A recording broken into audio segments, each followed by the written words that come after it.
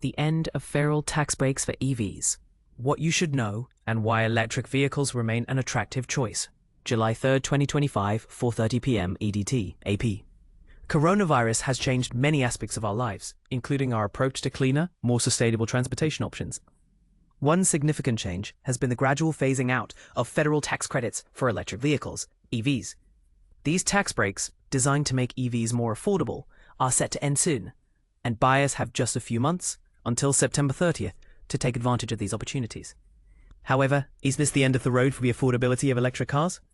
Let's delve in and explore the nuances of EV ownership. But here's where it gets intriguing. Even without the financial cushion of tax incentives, electric vehicles continue to offer compelling reasons for potential buyers to consider their purchase. Let's look at why EVs remain a smart financial and environmental choice, even as the cost of entry goes up.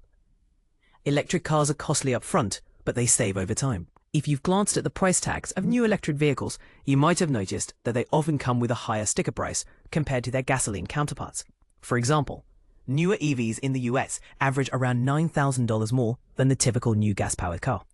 Even pre-owned EVs aren't inexpensive, costing about $2,000 more than similar used gasoline vehicles. However, the real beauty of electric cars lies in their long-term cost-effectiveness. Senior Policy Director Ingrid Malmgren from Plug in America elaborates that despite the upfront cost, an electric vehicle promises substantial savings over its lifetime, particularly in fuel and maintenance expenses. What most people miss? In many respects, the primary savings come from lower fuel costs and minimized maintenance. An EV requires significantly less upkeep due to fewer moving parts compared to gasoline cars. This translates into a lower maintenance bill and greater reliability in the long run. The savings breakdown. To put this into perspective, a study from the academic journal Joule highlighted that the average US EV saves approximately $7,700 in fuel costs over a 15-year period compared to a gas car. In some states, such as Washington, this can exceed $14,000. The savings are especially prominent when charging at home during off-peak hours. Manufacturing in that versus real-world driving benefits. Controversy alert.